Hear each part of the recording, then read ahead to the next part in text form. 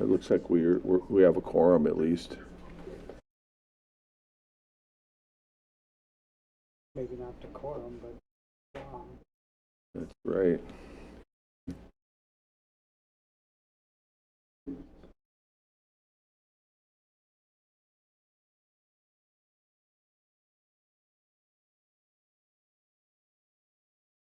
And let me know when you're ready, Candy.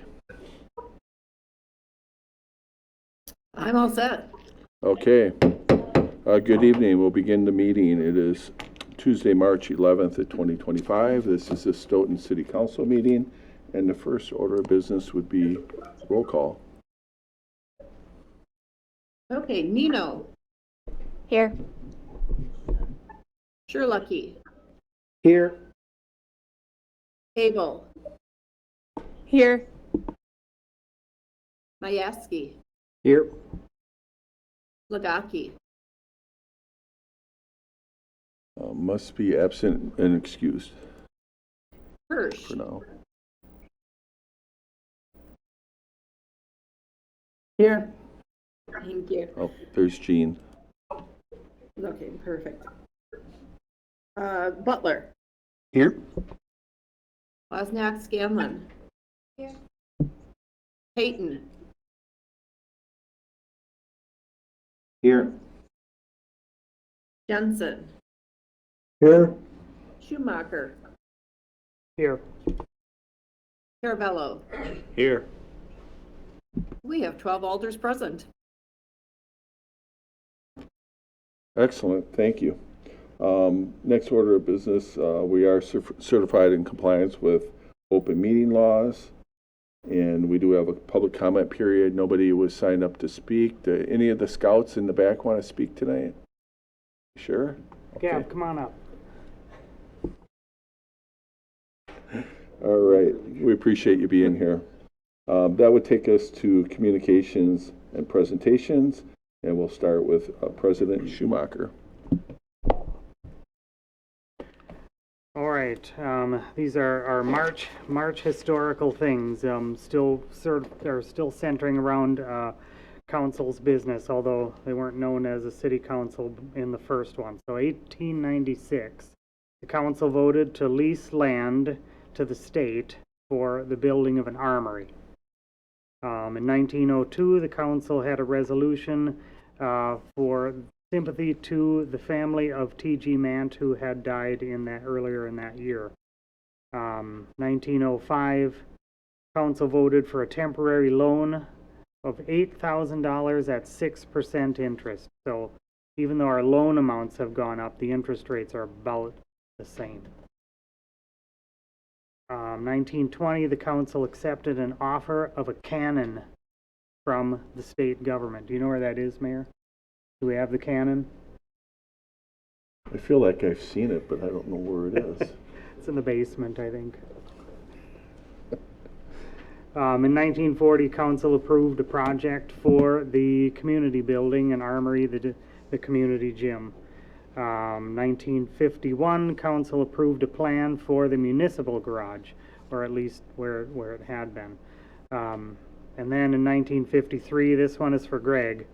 The Civil Defense Group was granted access to City Hall Tower for airplane spotting station. That's it. Would you like me to comment on that, Brett? For sure. Okay. Yeah, my mother was one of those. They were up there looking for Japanese and German airplane coming across to bomb us. It seems silly, but it certainly kept the people occupied during that trying time, I would say. But yeah, it was an interesting part of history, and I believe that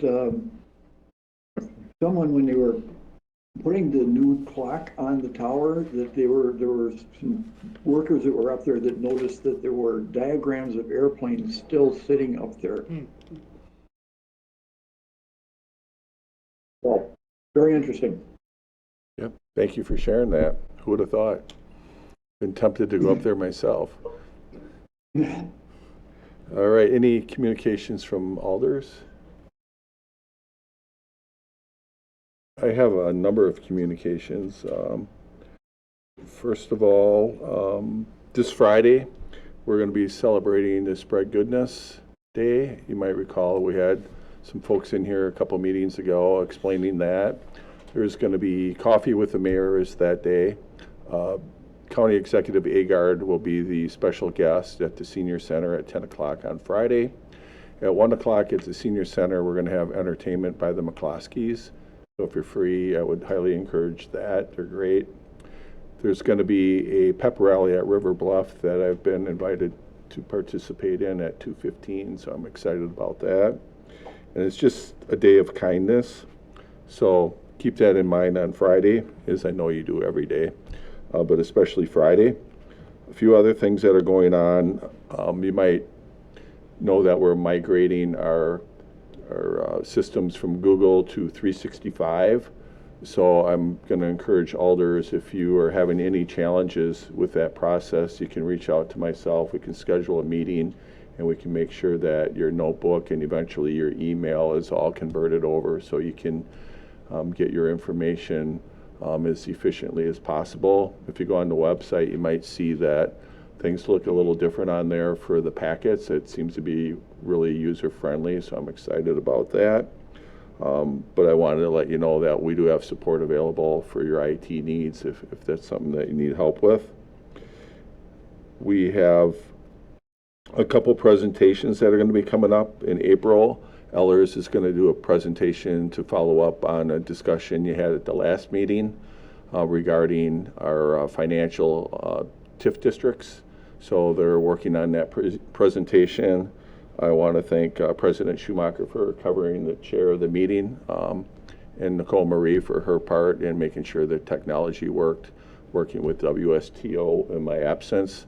I was in Washington, D.C. at a legislative rallies for WPPI, our public power, and we were advocating for things such as the tax-exempt municipal bonds, which you voted on a meeting or two ago for the borrowing for Stoughton utilities.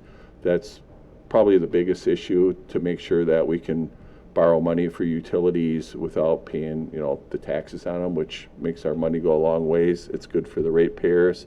Feel free to add something, Jill. We discussed other issues such as supply chain issues is another big one. I understand it's still taking us a number of years to get transformers. So our groups were able to meet with Mark Bocan, Ron Johnson, and Tammy Baldwin. They all seem pretty supportive of our efforts, and we'll see how they vote when it really matters. Anything you want to add? I don't, but I really appreciate you going, because showing our support, going to our legislators really does matter. And to be able to go and have the mayors actually there and speak to the issues that the utilities are having is really important. So I really appreciate you going. Thank you. Sure. I was glad to go. I went with Brian Hoops. We had a great time together. We learned a lot. We were able to do a little sightseeing in between the work. I've had other communities reach out to me since I've returned, because they're just getting up to speed on the issues and they want to know how they can help. So I've been trying to give them advice based on my experience and the talking points that we received.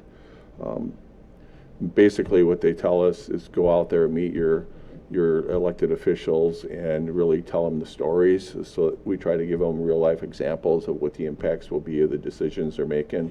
At the federal level, it'd be the same thing with the state and the county levels as well, because you can imagine they get literally thousands of emails and phone calls, and for them to really process them is quite a task. But when you're face to face, it's hard for them not to listen or not to respond. So I think that's the main purpose of going out there. So that was good. And then in May, we're going to have a presentation from the Housing Advocacy Team of Stoughton, is known as HATS. That was a request, I think, by Alderperson Nenau. So they're going to be here in May. And what am I missing? Oh, we have an election. Candy, do you want to talk about the elections?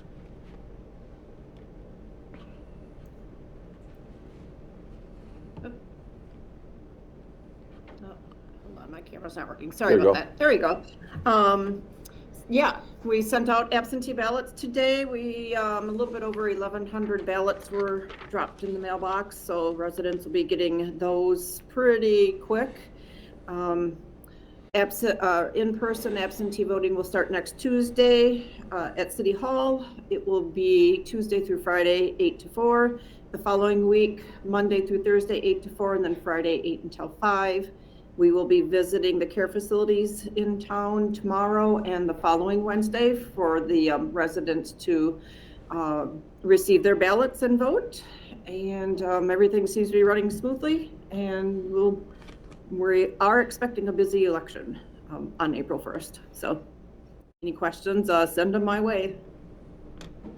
All right, thank you, and thank you for your work. Hopefully you weren't there too late stuffing envelopes.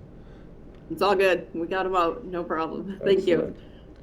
All right, the next item, are there any communications from alders? Anybody think of anything during all that? All right, we'll move into the agenda, and the first items are the consent agenda.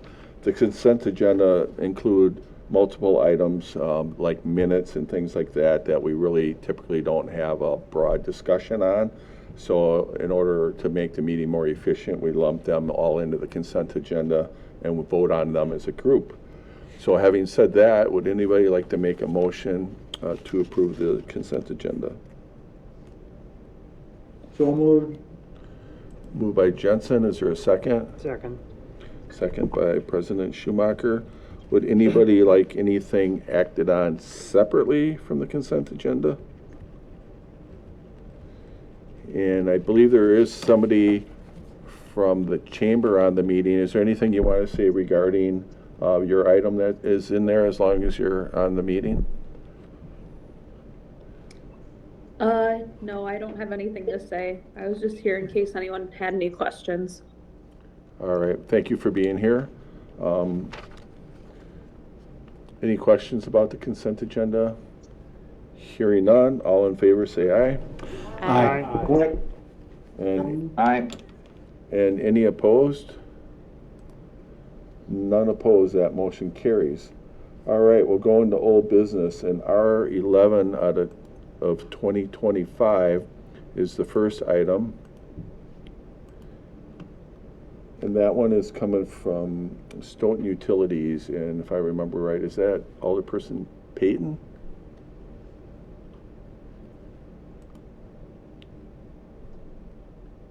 Yes, it is me. All right, I'll try to get it up here for you. I'll introduce Resolution R11, 2025, authorizing and directing the proper city officials to direct staff to use the previously budgeted funds to proceed with the feasibility study of constructing a new Stoughton Utilities Administration building at 3201 Macomb Road and begin preliminary site engineering. I so move. Is there a second? Second. Okay, I didn't catch that. Okay, second by Hirsch. And Alderperson Payton, do you want to explain this one? We've discussed this Utilities Committee and in Council. We've budgeted for this preliminarily. So I will turn over to Jill. I think she's in the room and she can comment more on this project. Thank you. I wanted to bring this forward because in the 2025 budget, we have $500,000 basically allocated to do a study looking at really to move this project forward. The concern that I have is with why I guess I wanted to bring this to the Utilities Committee and to the City Council is that I want to ensure that the direction I move forward with related to this, potential building is exactly what the decision makers would like. And I guess if I bring that up is, there's still the unknown whether or not the building we're currently in is going to sell. It does seem like that the path is, moving forward. And one of the largest concerns that I have is to start spending money and not really have a direction as far as how that should be spent. But what I see right now is a relatively short window.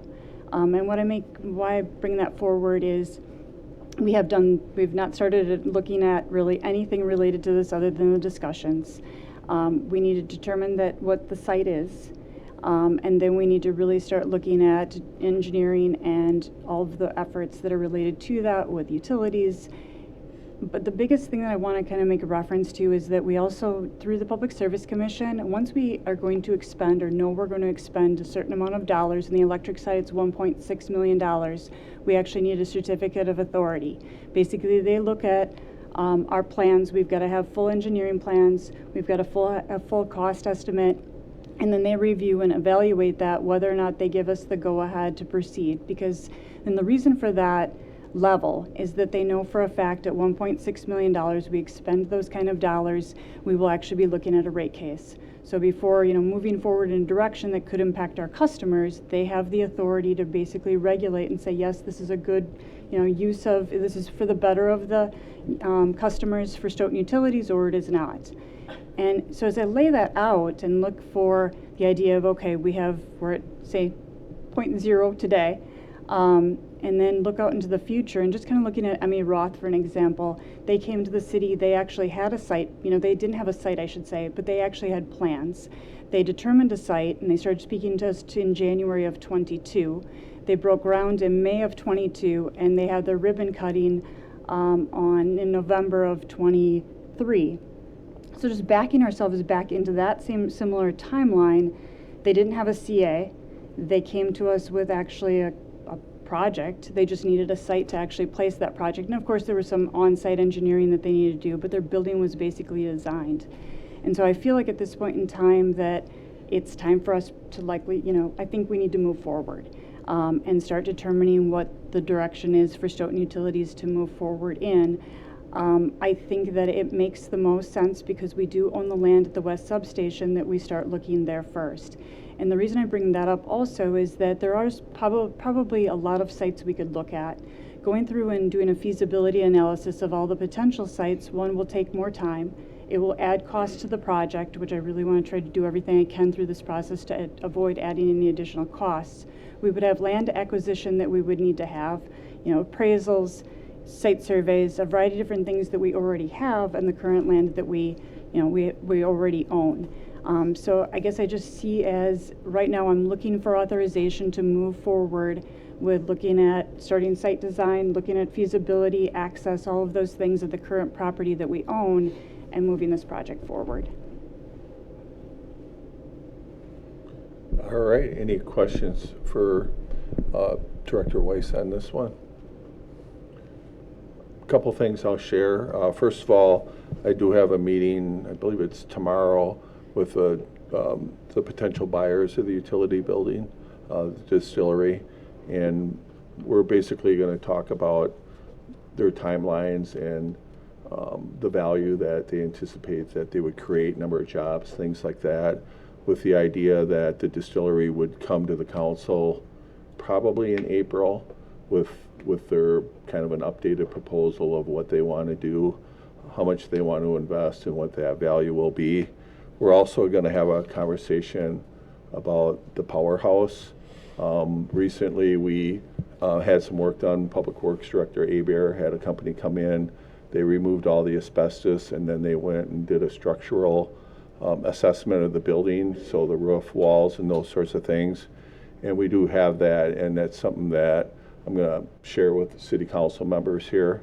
But I can tell you, just basically to get that building, the shell of the building secured and protect its structural integrity, it's over $700,000. So I can get you that detailed information. And then that's another item I'll be discussing with the folks from the distillery. They have aspirations of potentially making that a tasting room. And if that is cost prohibitive to do that, that might affect the timing of when they would like Stoughton Utilities to vacate the office portion of the building. Initially, they said 2 years, and then they said 3 years, assuming they could use the powerhouse. So there's a fair amount of due diligence I think they would have to do in order to make sure that that could be a productive building for their use in a timely manner. So that's a process that they're going to go through as well. And I just really also wanted to share that at the Utilities Commission, I did vote no. I didn't vote no because I don't want to do the study. I voted no because I really wanted to look at more than just one site. but I certainly want to move forward with the process, whether this building is sold to this group of buyers or somewhere else. I think that the time has come for Stoughton Utilities to have a modern facility and for us to repurpose that building along the riverfront and make that a taxable property, especially when it could be included in a TIF district, which is underperforming right now. So I think that there's value for utilities to move forward, and I do support that. Does anybody have any questions or comments? Go ahead. I do wish that the resolution hadn't come forward with the specific address baked into it. I mean, whether or not that is your intent just to look at that property or not, because you put it in the writing there, that locks you into it. So I would love to see the address come off of it specifically. Even if your intent is to do something, to do the exact same thing, is to only look at that property, but again, once this is there, that locks you into that procedure only. I appreciate that comment very much, because the intention is to look at that property, and if we run into something that we find, you know, it isn't feasible or it's cost prohibitive for some reason that we do Right. not see at this point in time, I think you make an excellent point.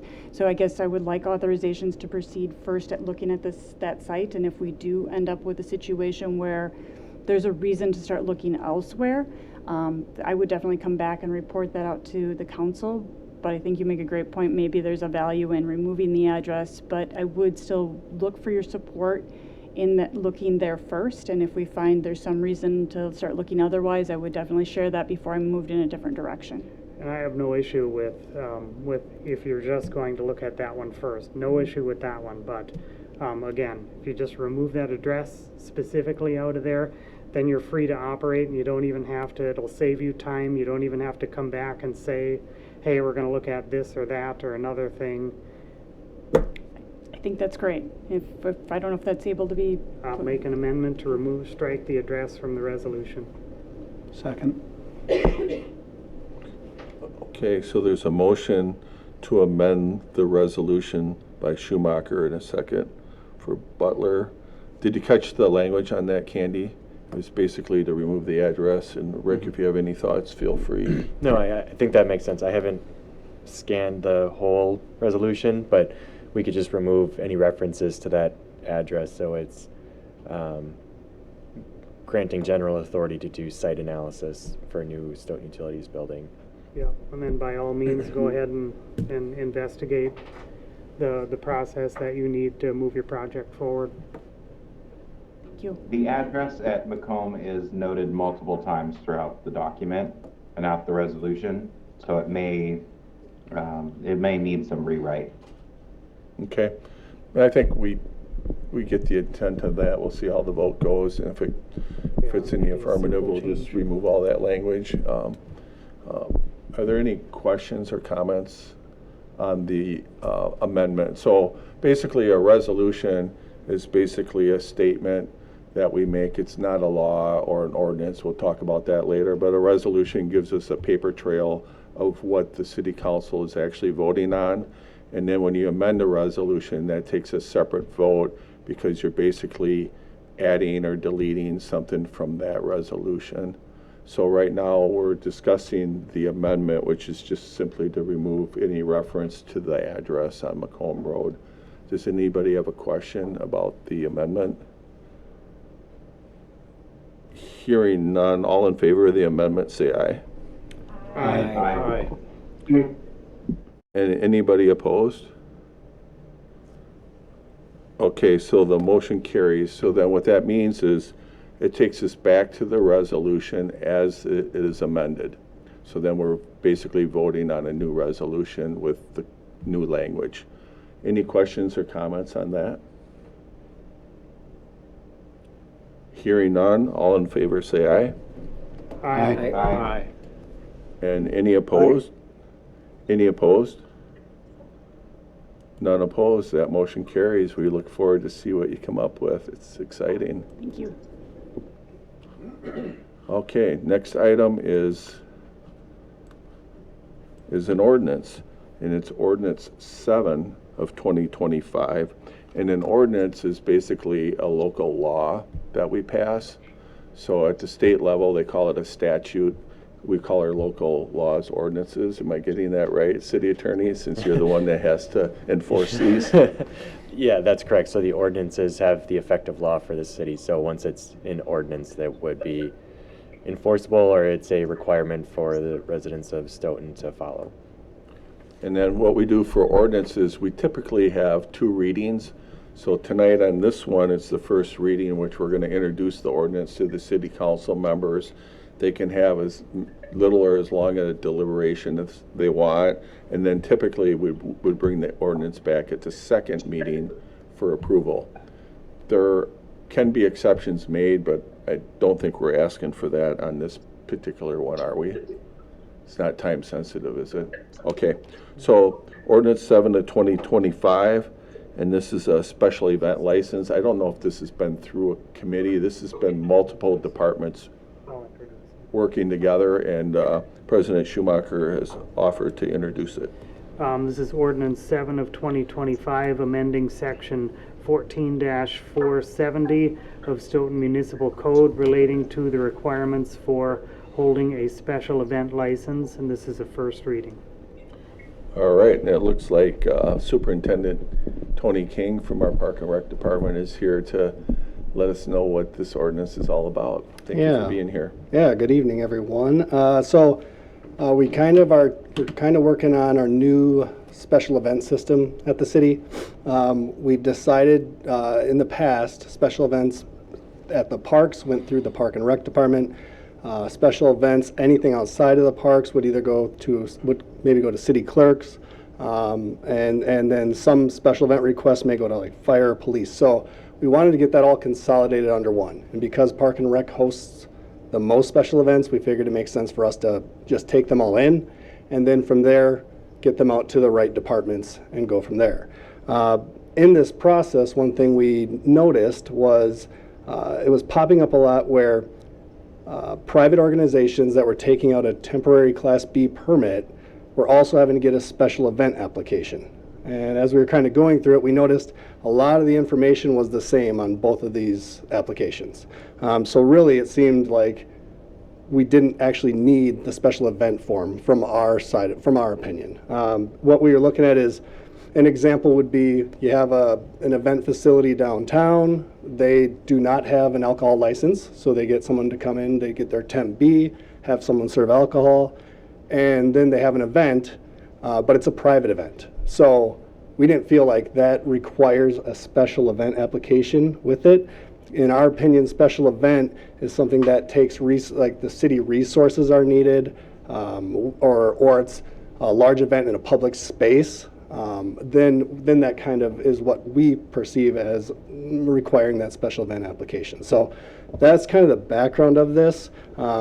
We're also moving all of our special event applications to a new program, for us, called iWorks. That's where everybody will go in, enter in all their information, and then they can do their payments through there as well. So as we're going through all of this, we're kind of looking at the amount of paperwork required for some of these things, and it just doesn't really make sense with having all this information already on your Temp B license. And if there are questions on what's included on that Temp B license, I have one with me I can read through. I don't think I had Candy post one in the packet though, so, but I can read through one if anybody has questions on any of that. And if anybody has questions on anything I just said, just let me know. So I think kind of the big emphasis is efficiency. Yeah. And then we've had some events where oftentimes things come last minute.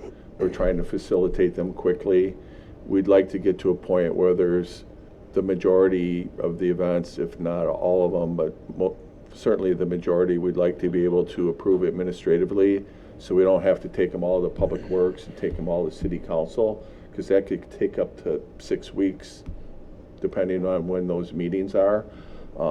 If it's a new event and it's a large event, we would absolutely want to take that through Public Safety. But if it's an annual event like Centennial and Taste of Stoughton and some of the other ones, unless there's been an issue and that would be flagged during the approval process by staff, we don't know if there's going to be a need to continue to bring every single one of them to public safety, you know, whether it's a fundraiser for Ducks Unlimited or if it's a block party or a fundraiser for a family. We've had to actually turn some of them away because we just didn't have time to process them, which is kind of a shame when you're trying to help a family in need. So those are some of the other conversations that we're having as well. And I don't know, the city attorney, if you've had much chance to look at this yet, or? Yeah, so this ordinance amendment, I mean, it's pretty simple. It's just removing the reference to private property. So any events that are going to use parks or the city street parades, anything like that, you're still going to need a special event permit. This is just removing the requirement that you get a special event permit if you're getting a temporary alcohol license and it's on private property. So if it's exclusively on private property and you get your temporary alcohol license, under this ordinance change, you don't need to go through the special event permit process anymore. Okay, you have a question? Go Yep. ahead. Tony, in the iWork software, I haven't looked at what the interface of it is. Is that entirely in electronic format, or is it, if people need to do it in a printable format, they can? Currently, it is entirely electronic. We have not gone fully live with it yet, so we're still accepting paper applications for some of the upcoming events. A lot of events are actually just on hold in iWorks if they've already submitted, because we are also finalizing all of our fees within there. We have our park fees in there, but we're wanting to look at fees if you need city resources. So if you need, police to come or something, or you need EMS at your event, if it's something going down at the fair or something, we want to kind of build in those prices as well. So those are things we're finalizing this week actually, and then we should be going fully live. I would like to have an option though for paper still. So that is something we have a little like a committee group with all the department heads that have been getting together, and we'll have the plan is to have a paper application that then if needed we would enter in the iWorks information for them. All right, thank you. Yeah. Any other questions from alders? So it's a first reading, which means if you have any questions between now and the next meeting, you can send them to either myself or directly to Tony, and we'll be more than happy to get the answers before the next council meeting. Thanks for being here. Yeah. Thanks. All right, we're back. We have a bunch of resolutions here, and it looks like the first bunch of them are coming from the finance department, which is Alderperson Butler, and I'll cue these up for you. Yeah, get ready to hear me drone a little bit. First one is Resolution R19 of 2025, adoption of fund balance policy, and I so move. Second. Second by President Schumacher. Alderperson Butler. And I'll quickly summarize and then defer to probably Director Ellinger is my guess. This is to update our fund balance policy that was last updated in January of 2022 to reflect current practices. Okay. And I would just want to take a moment to acknowledge that Finance Director Ehlinger is retiring. And I appreciate the fact that he's taken the time to go through and try to clean up some things on the way out the door for us. I know President Schumacher had some kind words at Finance, but I wanted to make sure that the council knew that we're trying to clean up these things as we go forward here. So appreciate that, Dave. Anything you want to comment on this particular resolution? No, I don't really have anything to add to what Patrick Butler had indicated. All right. Anybody have any questions or comments on this one? Hearing none, all in favor say aye. Aye. Aye. And, and any opposed? None opposed. That motion carries. You're ready for the next one. Next one is Resolution R20 of 2025, adoption of debt management policy, and I so move. Is there a second? Second by Wozniak Scanlon. Okay, thank you. Alderperson Butler. And this too is an update to a policy that was last updated and amended in 2019. And it governs the rules for monitoring outstanding debts, recommending debt issuance, et cetera, and following best practices from League of Wisconsin Municipalities and Government Finance Officers Association. All right, anybody have any questions on this one? Hearing none, all in favor say aye. Aye. Aye. And any opposed? That motion carries. Next one. Feel like I should change my accent to make it more interesting. This is Resolution 21 of 2025, adoption of post-issuance compliance policy, and I so move. And is there a second to this motion? Second. Second by Alderperson Nino. Alderperson Butler. And this is a policy to establish a permanent ongoing structure of practices, basically to facilitate compliance with individuals who borrow money, individuals or groups who borrow money under certain circumstances, generally tax exempt obligations or tax advantage obligations. All right, any question on this one? You all look so excited. All in favor say aye. Aye. Aye. And any opposed? That motion carries. I think two more? Two more? Well, three more total. Okay. Resolution R22 of 2025, adoption of a disposal policy, and I so move. There's a second on that one. Second by Wozniak Scanlon. All right. Alderperson Butler.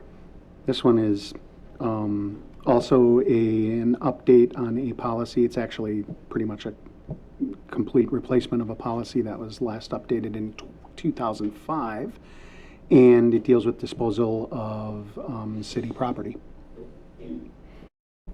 Any questions on this one? Hearing none, all in favor say aye. Aye. Aye. And any opposed? None opposed. That motion carries. Item number 12. This is Resolution R23 of 2025, and it is the adoption of budget policy, and I so move. Is there a second? Second. Second by Alderperson Nino. Alderperson Butler. And this one may need a little bit more embellishment than I can give, but this is to have a formal budget policy and to bring light to and transparency to our budget timelines and provide a calendar of our budget timelines for the year.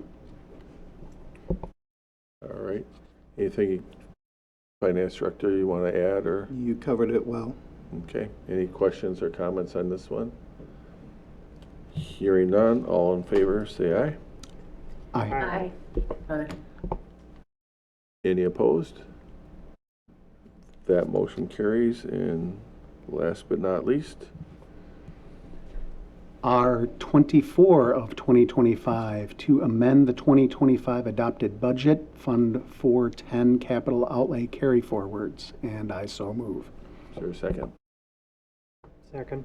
Second by President Schumacher. And I believe this one was at Finance Committee earlier tonight, and it was approved. It was unanimously. approved unanimously. Okay. Yep. And this is an amendment to the 2025 adopted budget to reflect changes that were necessary to bring us better into alignment of our requirements for balanced budgets, and I'm going to defer to Director Ehlinger to clarify that. When we created the 2025 proposed budget, we worked with the department heads.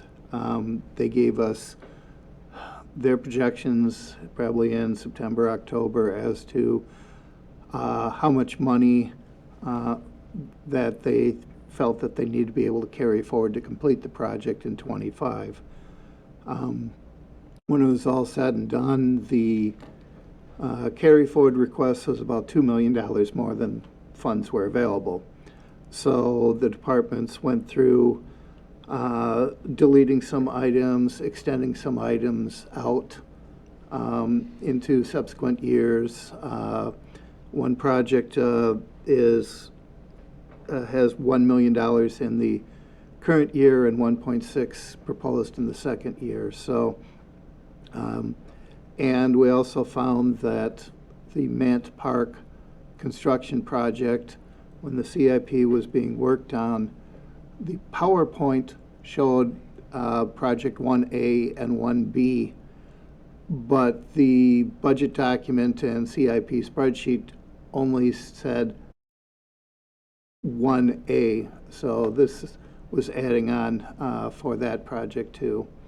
We also have, for instance, the fire alarm panels. We thought we were going to finish in 24, and then didn't get started till February, I believe, maybe March. So we had to add things on there, including tax credits. So bottom line, expenditures are decreasing by $323,000, and related revenues are decreasing by that same amount.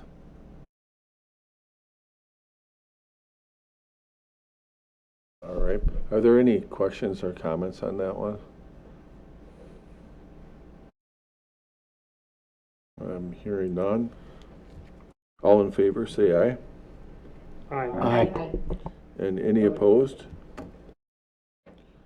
None opposed. That motion carries. All right. The next one is we're back to an ordinance for first reading, and unfortunately, it's not opening for me. But this is an ordinance that came from Public Safety. Alderperson Jensen. Yeah, it's not open for me either, but I do have a copy here. So it's Okay. Ordinance 8 of 2025 to amend Section 70-135, Reserve EMS City Hall, Public Safety Building, and Senior Center Parking. And it's first reading. All right. And you can see in the pictures that are included within the packet that it's along the east side of City Hall. It's reserving that parking where the drive-through area is, and so it's to reserve it for employee parking. All right. Are there any questions or comments on this one? You're able to see this actually if you zoom out on the document. It's weird formatting because of the pictures. Yeah. Yep. If I If zoom you out. can scroll through Oh. it and see. That's interesting. Yeah. Thank you for Yeah. that. All right. I can share that then. I was going to go back to the public safety packet to find it, but no, I don't have to. Well, that works too. Yeah, so yeah, you can see at City Hall, we added some parking there by the drive-through where there's a few vehicles. Basically, that's typically where the plan department parks their vehicles, so we wanted to make sure, at least during business hours, they were available. And then they're fairly close to the elections in the drop boxes as well. I don't know if that was a consideration, Candy.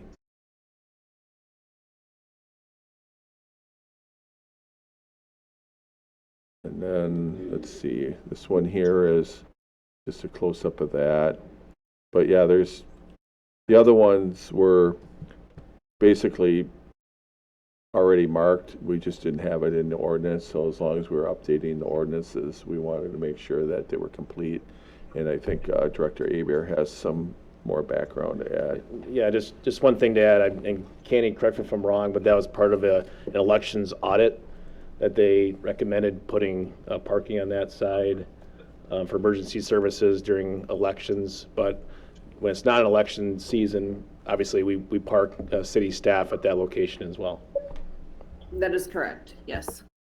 Okay. Yeah, and as I mentioned, the other spots were some that we had already had signs even, and then we just never had it updated in the ordinances. So we're just trying to clean things up as we go here. Any questions about any of those? Otherwise, they'll come back at the next meeting for approval. Once again, if you have any questions, feel free to send them to me and we'll get you some answers. Next item is R25, and this one has to do with 532 East Main Street. Yes, I don't know if we want to. Come through committee, right? Yeah, it looks like, was it at finance? No, we didn't have it. I mean, I can introduce this one. Okay, all right.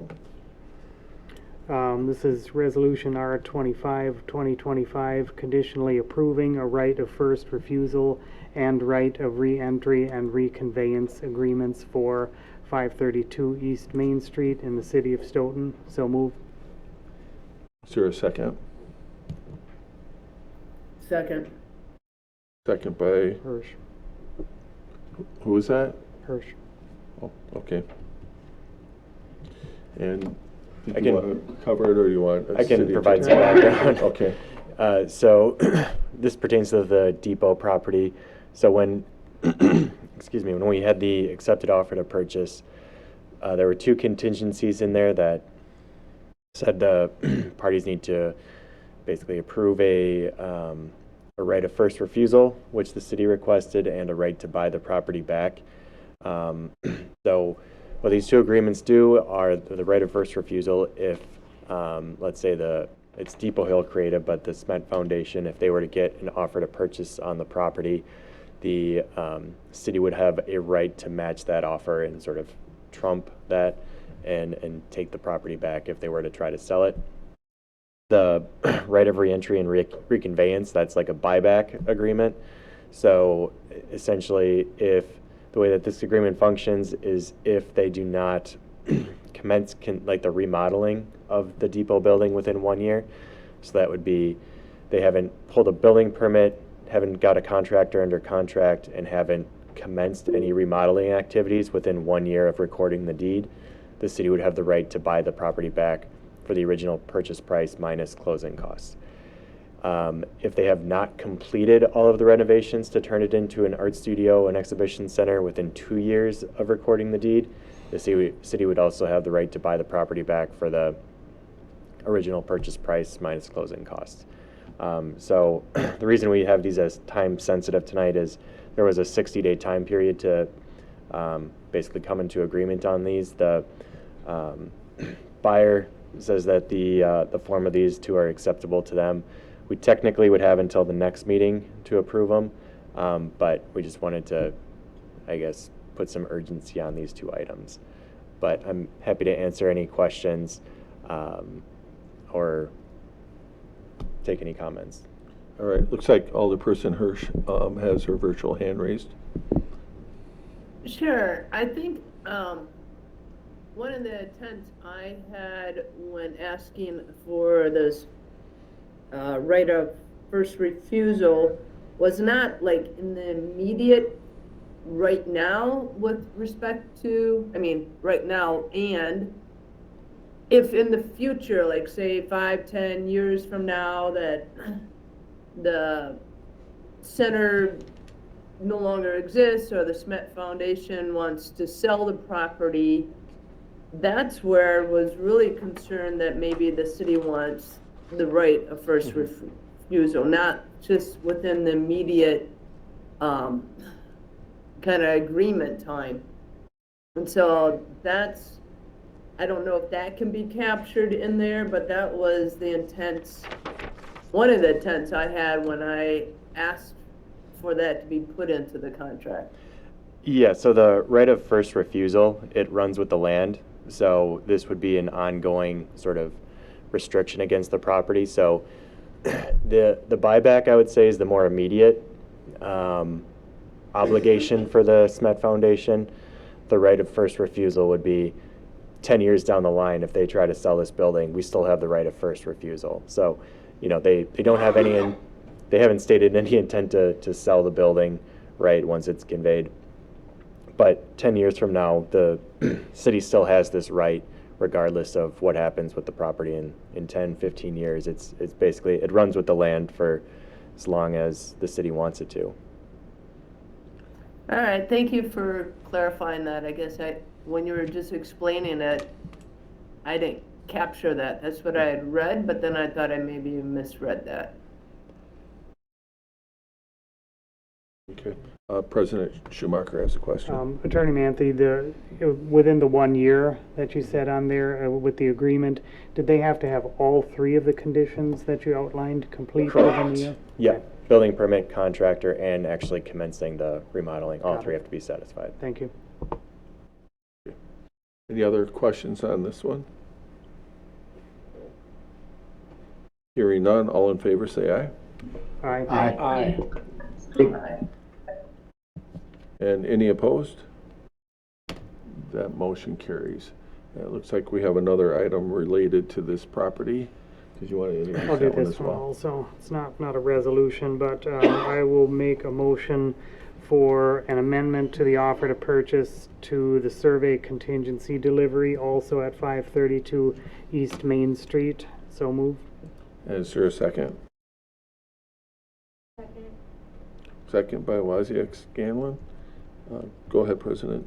This is moving the survey date out to, or deadline out to April 1st, 2025. I think it was Yeah, right. the original deadline was 30 days from acceptance.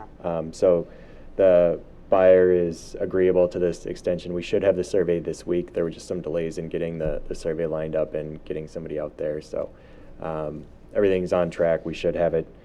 I've been in communication with the surveyor, so we should have it this week. Okay. Any questions or comments on this one? Hearing none, all in favor say aye. Aye. And any opposed? That motion carries. And I would just share, we're still having ongoing conversations with the Chamber of Commerce and with the Historical Society. So both of them are moving forward. The Chamber of Commerce has formed a committee. One of the locations they might be interested in is relocating is City Hall.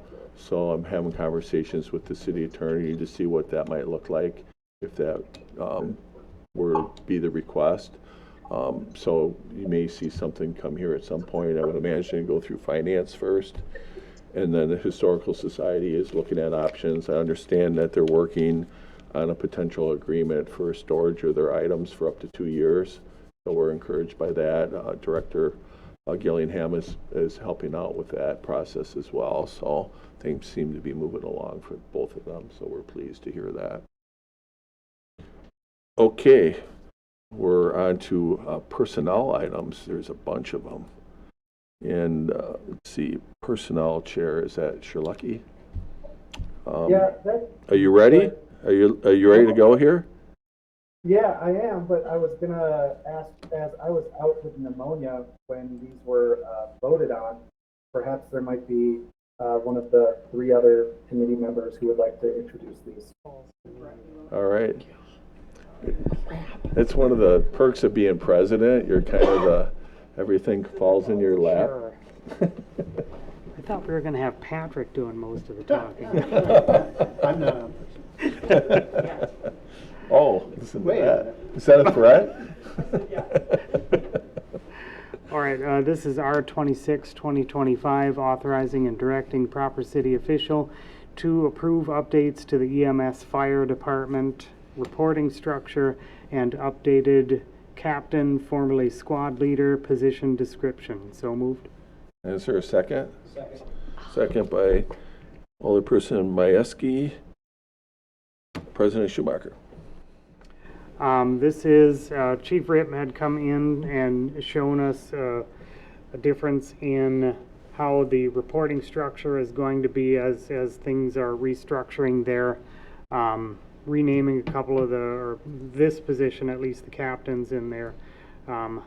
Probably just easiest to have Chief Rip tell you what these are. And show you the diagram. The diagram is good. up.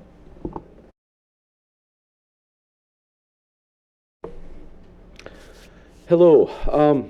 So what we're looking at here is the draft organizational chart for the EMS side of the slowly combining department. Previously, there were up to 7 people that reported directly to the director, between all the squad leaders and squad leaders, the operations specialist. There was an assistant chief at the time, and so it was just really overwhelming. So this restructuring solves two goals. First of which is just to divide up a little bit of the reporting so that the captains will report up to each of the battalion chiefs who are in charge of training, infection control, and QA/QI. They're more senior members on the department anyways, so they can kind of filter and make life a little easier for the director by being able to handle some of those little requests that come in from the other staff. QA/QI is? Quality assurance. They review the reports and make sure that as we do things on calls, we're doing things according to protocol, according to licensure, best practice, all of that kind of stuff, and we're typing things well. The other part to this is the EMS captain is to this point known as squad leader. So the EMS and fire had 2 very different naming structures for the different levels of leadership within the organization. This is the first step toward getting those to be consistent between the fire department side and the EMS side. So the squad leaders would change it to captains. Battalion chiefs, that's a change that we made on the fire side over the past couple of years. That is putting people in those equivalent spots over here. And then the deputy chief of EMS is there as well. We're also adding in dotted lines that go between the full-time staff, which are in blue, the operations specialist and the 3 AEMT firefighters. I can only be in one building at one time, even though they're only 3 blocks apart. It's really hard to keep track of everybody back and forth.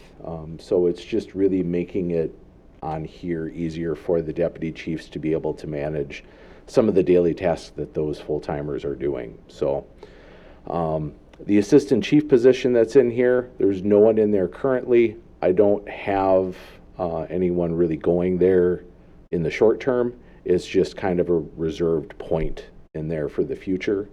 As well as there's on the far right, there's the future captain with Saturday under there. So the different teams amongst EMS are divided up by days of the week.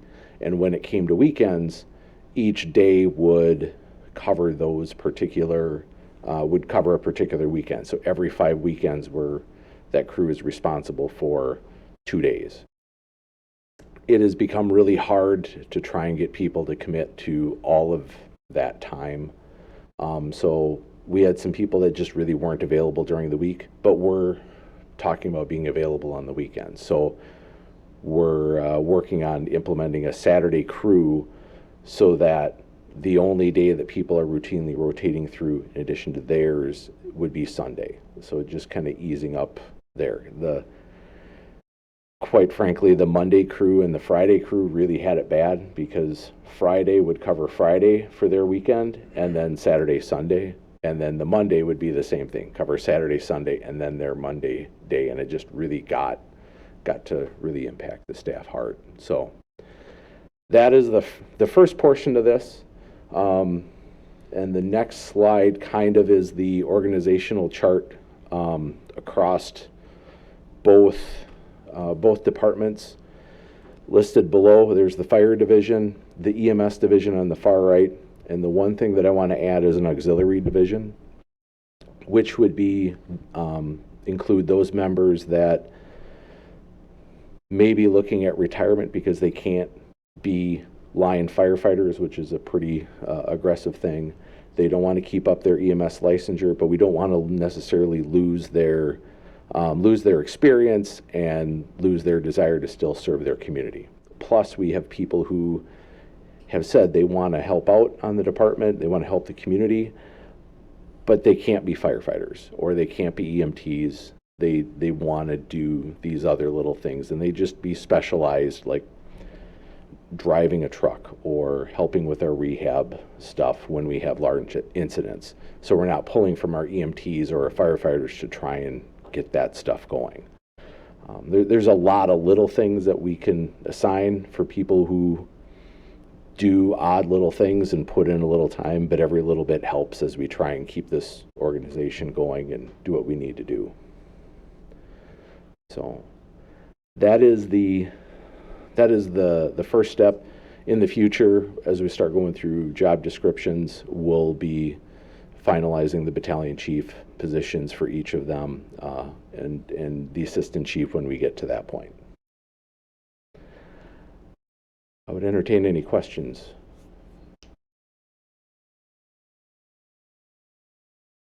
Right, are there any questions? Anything you want to add, Director Gillingham? I know you've been working closely with Chief Rip.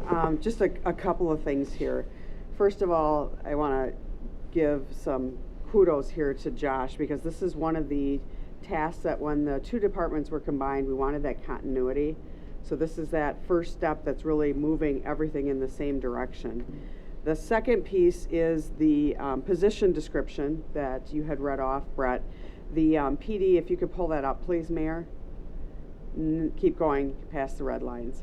So we also did some major changes to that position description for the EMS captain, not just a title change, but also realigning those duties so that they actually meet the needs of what the department is looking for in the long term. So that's also being updated through this resolution. And that's it. All right, thank you. Think of anything else, Josh? Yeah, it's been a lot of work, I know, and trying to fit that in between your daily task is certainly a challenge. Yeah, I appreciate it. Any questions or comments from alders on any of this? Okay, let's see, where are we on this? Yeah, did we have a second on this one? Yep, we did, by Majewski. All right. No more discussion. All in favor, say aye. Aye. Aye. And any opposed? Any opposed? That motion carries. All right, you're gonna do all these? I'll do them. All right. It's all good. This is R27 of 2025, authorizing and directing proper city official to approve the 3 newly created seasonal recreation position descriptions, including recreation assistant, recreation site supervisor, and recreation program supervisor. So move. There's a second. Second by Alder Majewski, Alderperson Schumacher. This Council one, President Schumacher. Okay, we'll have Tony, you want to address this one and probably no, Brett's got the next one. Yeah, so kind of the background behind this, it's similar like the parks with the special events. We're trying to create some more efficiencies. And so in the recreation side, we currently are hiring for scorekeepers, referees, flag football officials, all over the board. And the amount of positions we're asking HR to put into timesheets and the tracking. We have some employees that have like 6 different jobs listed under them on the timesheet. So working with our former recreation supervisor, we put together an idea of like consolidating all of this under one so that they could just kind of bounce around to different positions. Because really we get a lot of staff that they'll do multiple things, kind of how I mentioned before. So recreation assistant, that's like that official or scorekeeper or whatever. So really what's nice is if we can bring one on, then we can say, hey, this season's over. We'd like you to move to the next season and the next season. And then we don't have to get somebody brought back in or have HR add a new position onto their timesheet kind of thing. Similar to the recreation site supervisor, that's for like open gyms and stuff. And then our third one, the rec program supervisor, those are like mini ball soccer, the person running that or running our volleyball program. They can kind of bounce around and do multiple things. So really it's just to create efficiencies. These aren't really like new positions per se. It's just taking all of the positions that we currently have and breaking them down into like 3. So, any questions? Great. All right, I'm hearing no questions. All in favor, say aye. Aye. And any opposed? That motion carries. All right, next. This is R 28, 2025, authorizing and directing proper city official to approve the updated Public Works Facilities Maintenance Specialist position description with the new title of Facilities Maintenance Manager and updated duties. So moved. Is there a second? Second. Second by Alderperson Nino. Go ahead. So, yeah, this is just to reflect what they actually do in updating their job descriptions. So this one in particular with the former facilities maintenance specialist, or I should say current facility maintenance specialist, we felt that they are more of a manager as they are managing all the facilities. Like if you don't feel comfortable today because it's a little bit cool in the room, you can let this person know and they will adjust the temperature for you. But they deal with all the various facilities that we have when it comes to daily tasks when it comes to maintenance. They also work on capital programming, so all the physical plant items within the buildings, the HVAC systems, all those things are their responsibility. We're actually working on cataloging all that stuff right now. And then this person is going to be responsible to put those into the CIP along with me. But they are responsible to carry those projects to fruition when they do get to the CIP level or approved in the CIP. So it's really more of a manager type position. They also manage both janitorial staff that the city has. So they are supervising staff. And so they are more of a manager versus a specialist. So we felt like the title does mean something and reflects what they actually do. So AJ and I worked with the staff person to really capture what they do on a daily basis and then throughout the year. Any questions on this particular job description? Okay, hearing no questions. All in favor say aye. Aye. And any opposed? That one carries. Next one. This is R 29, 2025, authorizing and directing proper city official to approve the updated Public Works Engineering Technician position description with the new title of Construction and Stormwater Project Manager and updated duties. So moved. Is there a second? Second. Second by Alder Majewski. All right. Go ahead. So in the same vein as this updating job descriptions to truly reflect what these folks do, that this position is really more than just a technician. They deal with all of our stormwater permitting, which we have a MS4 permit through the DNR that we have to uphold. Stormwater is a beast, for those of you guys that don't know, and this person is tasked with making sure we're doing all of our reporting, also all the inspections with all of our, we have 42 different basins within the city, that on the city side, but they also have to inspect all the private side basins as well for stormwater. And growing, huh? And growing, yep. So this person is critical when it comes to the stormwater and keeping that program where it needs to be because it is permitted through the DNR. This position also is critical in our road construction programs, and also this position is tasked with our sidewalk program that we are enhancing and making sure that we get our sidewalks back to where they need to be over time. So this person will be solely tasked with that job alone. So it's a big ask for this position, and we feel it's more of a manager versus just a specialist type position. All right. Anything you want to add, Director Gillingham? Yeah, I just wanted to add a little bit of history here for those that were not around when this position was initially approved. This is a a relatively new position that was reporting into Rodney when he was our planning director. And we had titled it as an engineering technician, not knowing, really what this position was going to become. So we're excited to be able to update the position description to actually reflect the duties that Sue's doing. She's been in the position all along, but to be able to also look at other communities and what that position was doing to make sure that we were aligned appropriately. It is definitely evolved over time to what it is right now. Okay.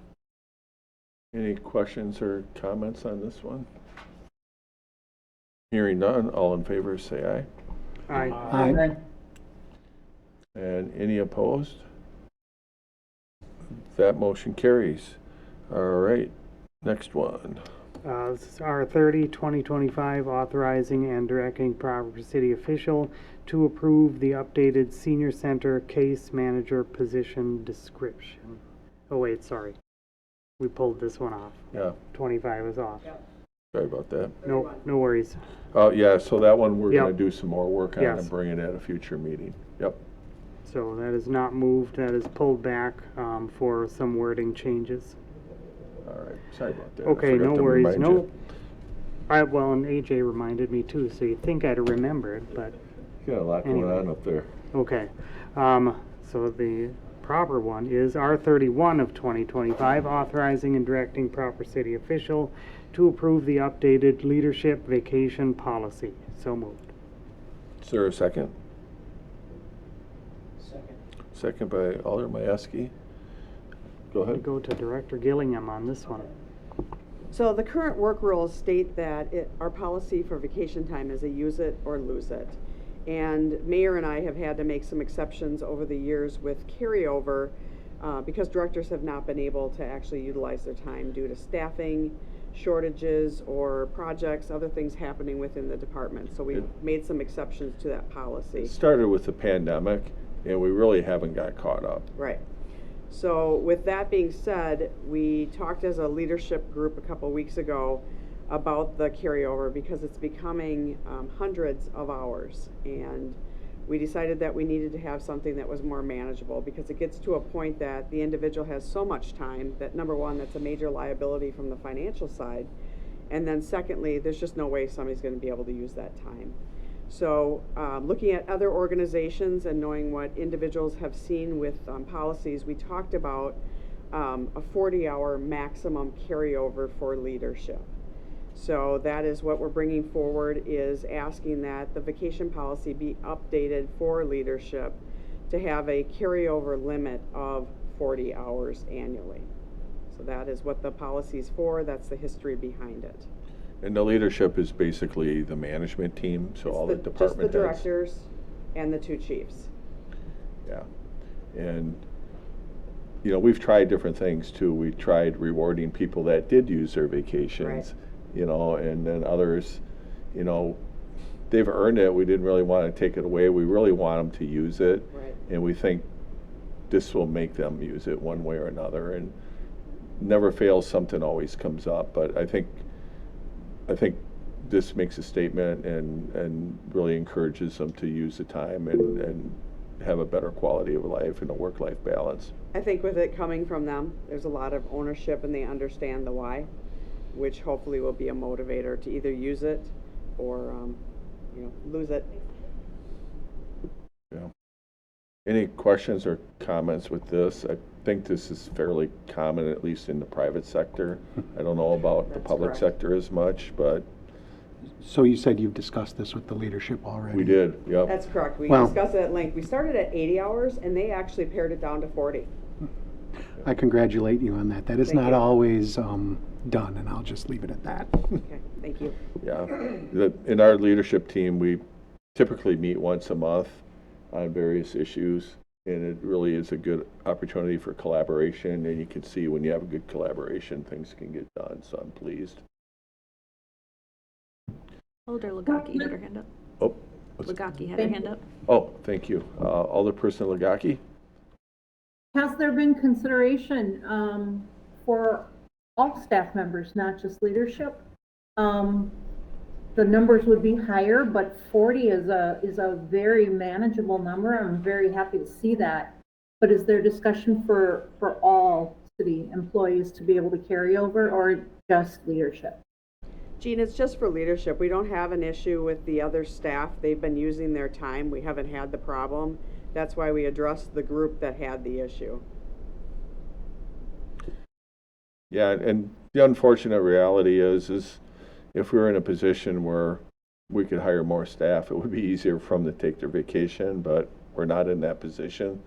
So I think recognizing that, this was the proper action.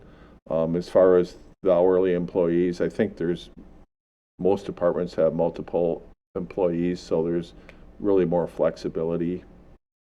The flexibility is there as well, but the reason that we focused on the leadership is that's where the issue was.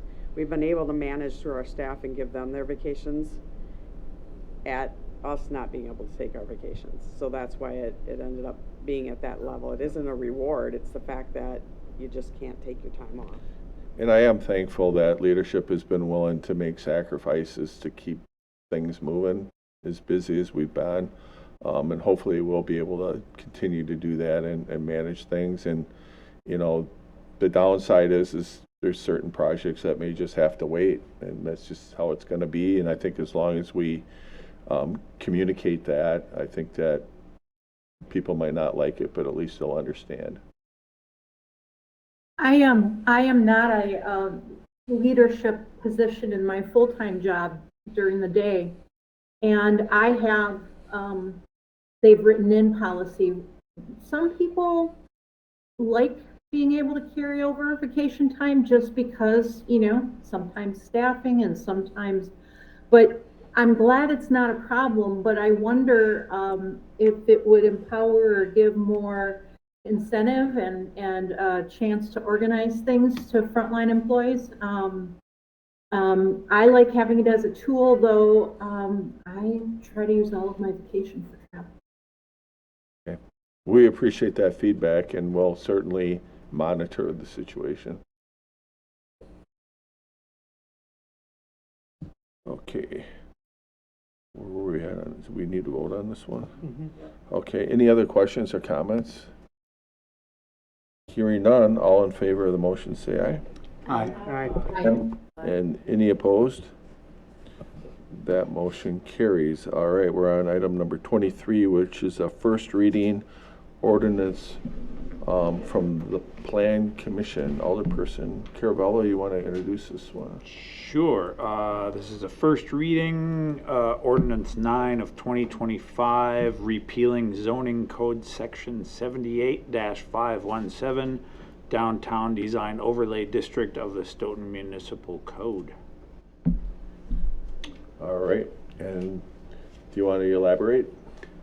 Sure. If you look at this, you can see it's basically striking everything that is on these following 12 pages of this.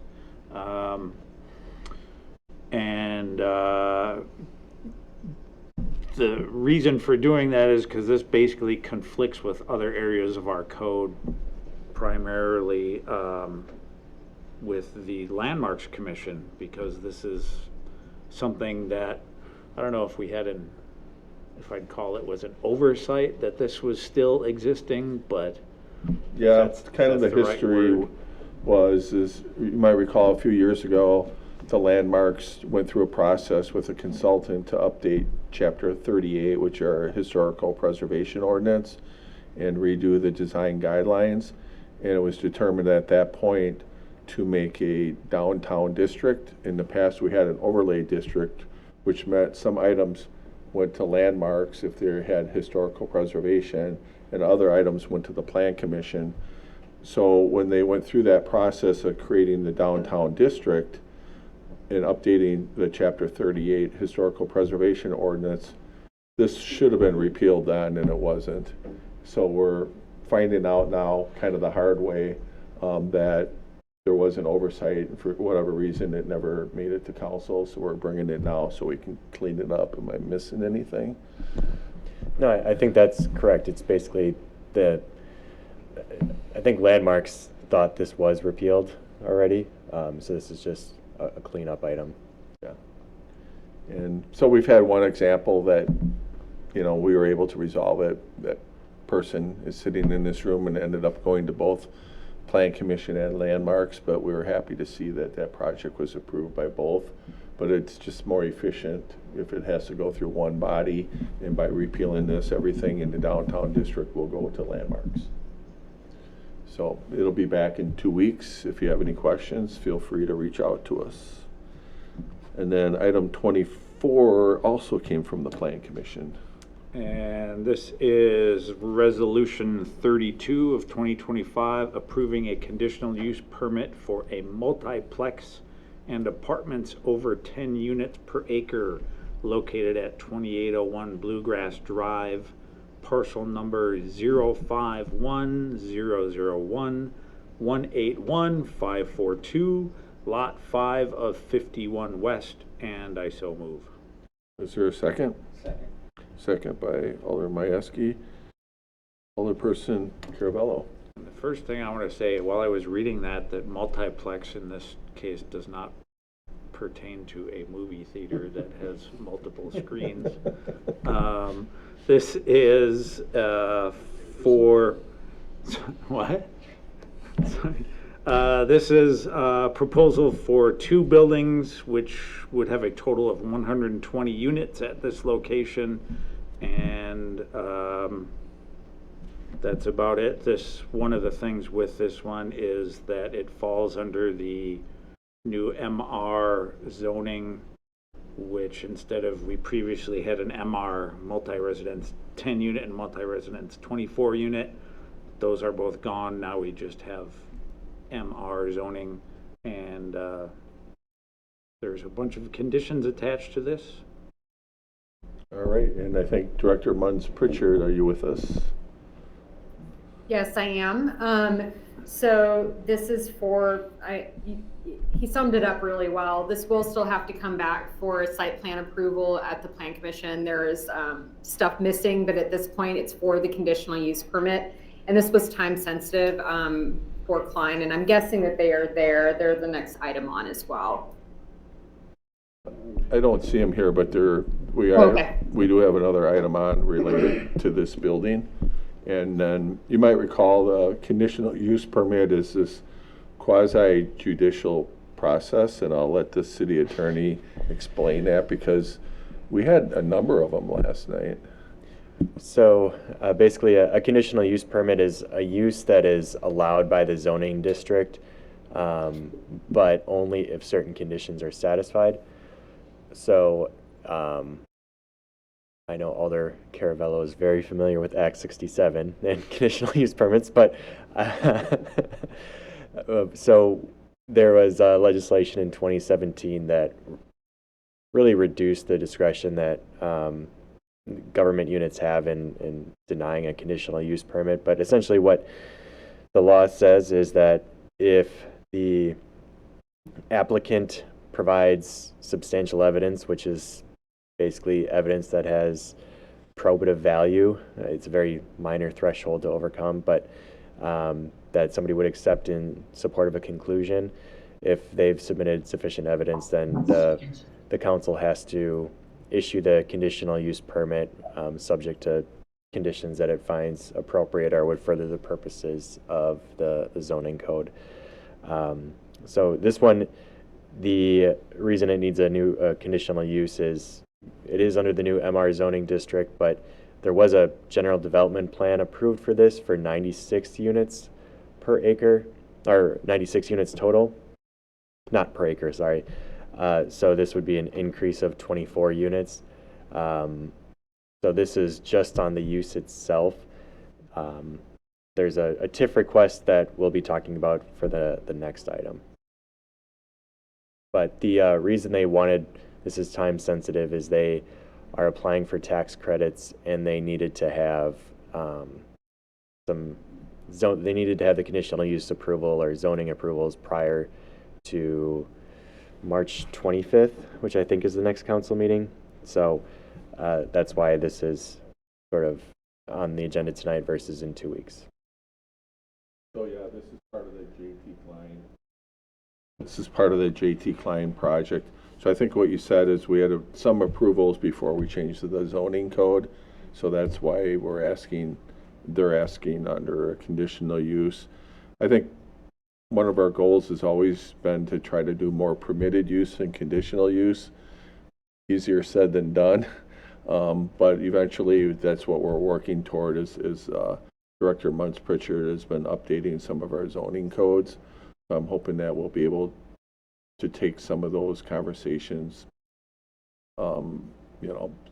decisions out of those conversations. So that's basically where we're at on this one. And as Chris mentioned, there's a number of provisions that have to be met as a condition. And if they don't meet them, then really they can't move forward is the way I understand it. Is that correct, Rick?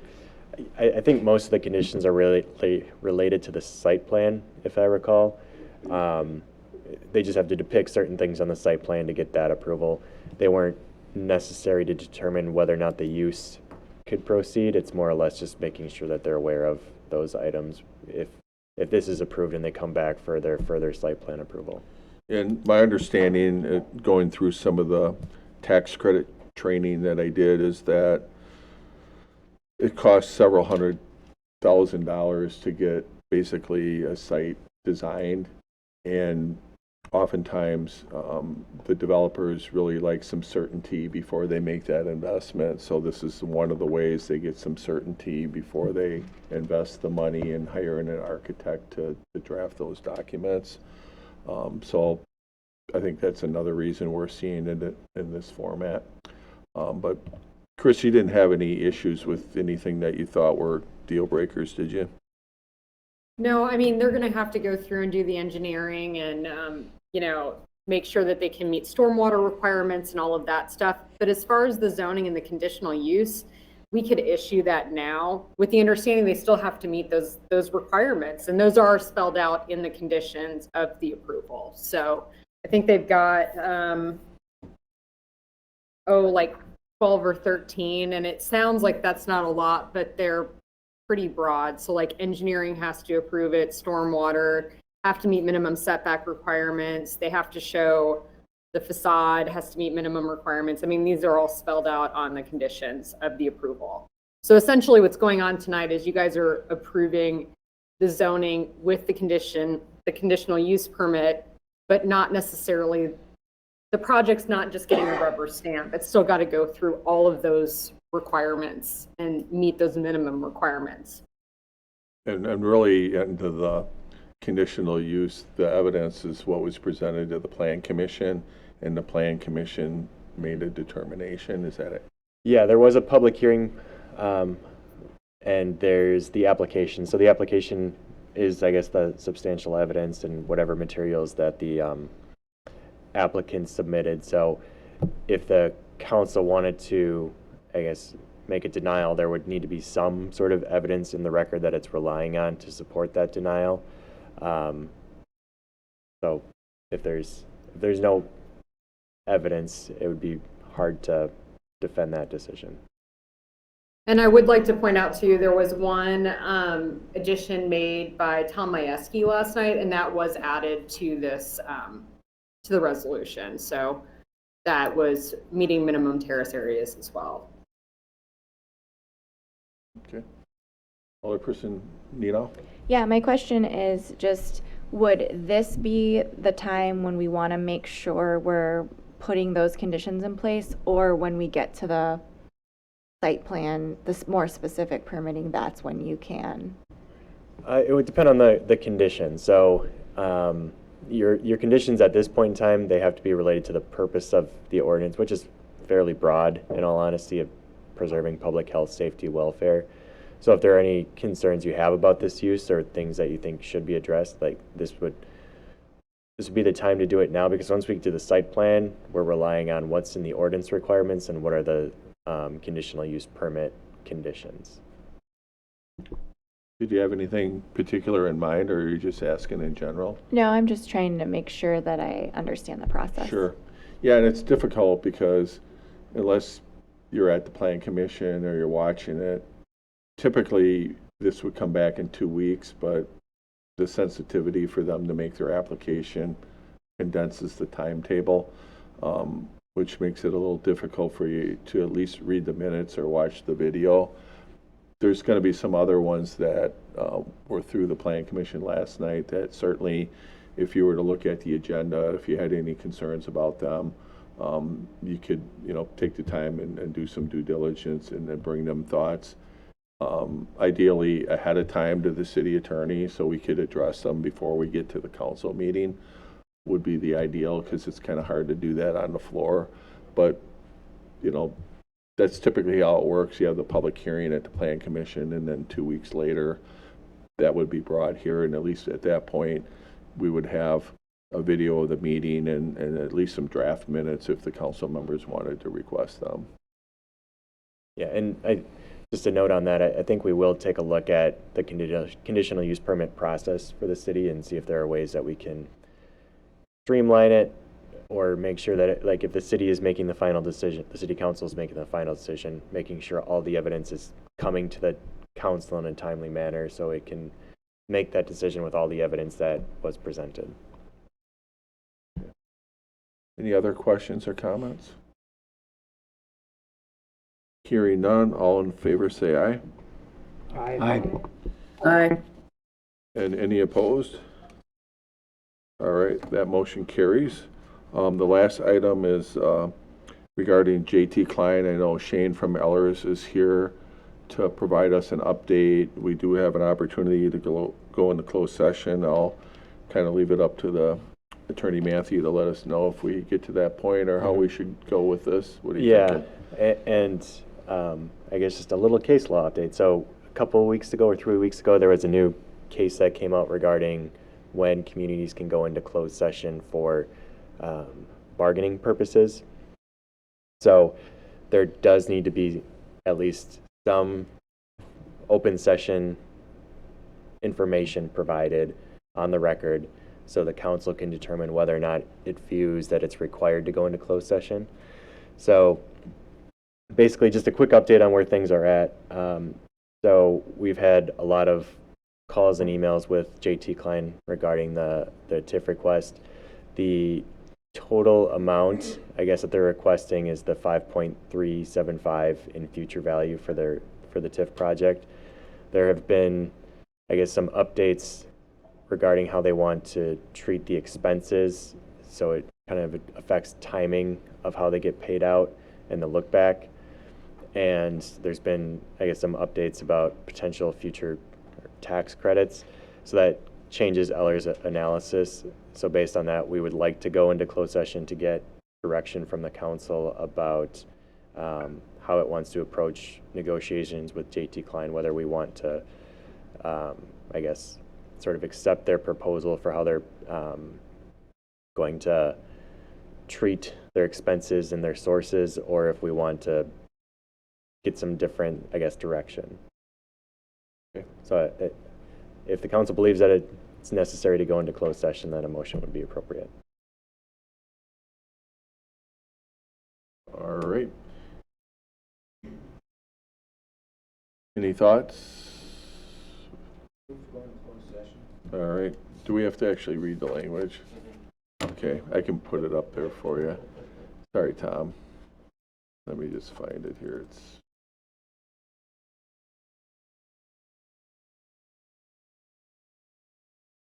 You have it.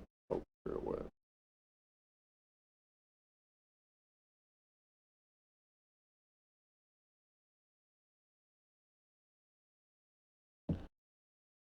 All right.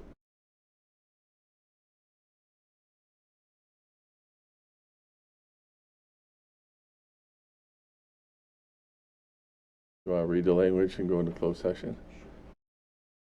Council may convene in closed session.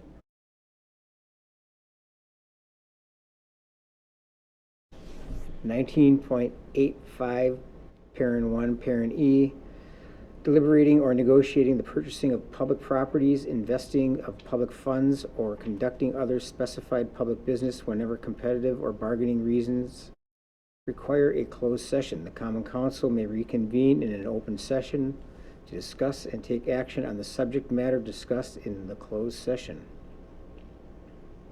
And I so move. Is there a second? Second. Second by, You got like 3 people. oh, I heard you, Schumacher. Any discussion? Roll call vote when you're ready, Candy. Okay. Caravello, Aye. Abel, Aye. Hirsch, Aye. Jensen, Aye. Lagaki, Aye. Mayeski, Aye. Peyton. Oh, I'm sorry, he was absent.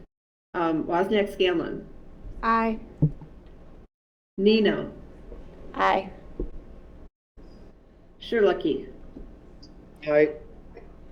Schumacher, Aye. Butler. Aye. That's 11 alders. All right. Do you guys need a break quick, or do you want to start right away?